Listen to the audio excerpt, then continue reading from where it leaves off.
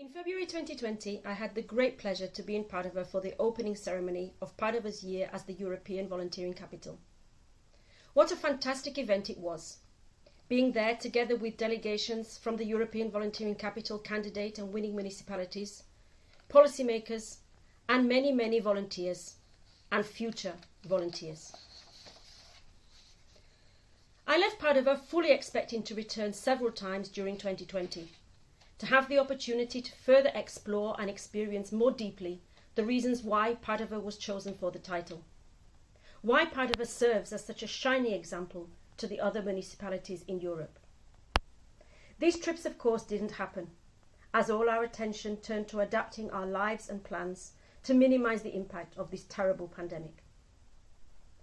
I was struck by an early message to come from Padova. Let's not let a health crisis turn into a social crisis. This sentiment resonated with so many of us across Europe, actively trying to support and meet people's needs in ways that we didn't even know was possible. How we live our lives in 2021 is, in many respects, unrecognizable from a little over a year ago in 2020 when I was in Padova. But in so many other ways, nothing has changed. The importance of volunteering as an expression of active citizenship remains crucial to putting European values into action and realising equality and inclusion for all. People remain as willing actors, volunteering to identify and implement joint solutions to common challenges on their own free will and without the expectation of anything in return. And it remains the case that where strong cross-sector partnerships exist, particularly between local authorities and volunteering infrastructure organisations, there is more resilience to adversity and clearly a greater capacity to respond in timely and flexible ways to new needs while continuing to meet the existing ones.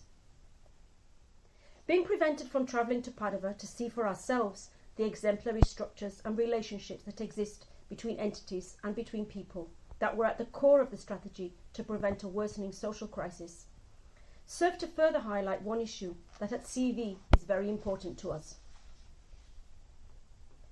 This is that being European, putting European values into action, is not first and foremost about travel. It's not primarily about crossing borders and experiencing directly other realities. It's about what we do at home.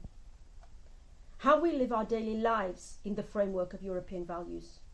How we strive for inclusive democratic societies with equal opportunities for everyone to be able to play their role.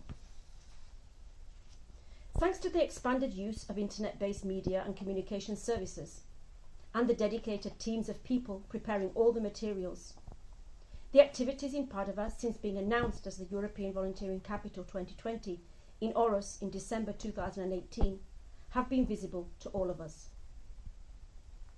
This closing ceremony is not the end, but rather a milestone before the next stage of the development of volunteering in Europe. This year, 2021, is the 10th anniversary of the European Year of Volunteering, EYV plus 10. At CV, we have prepared a draft blueprint for European Volunteering 2030. It will be discussed by CV members, including CSV Padova, in our online General Assembly in May.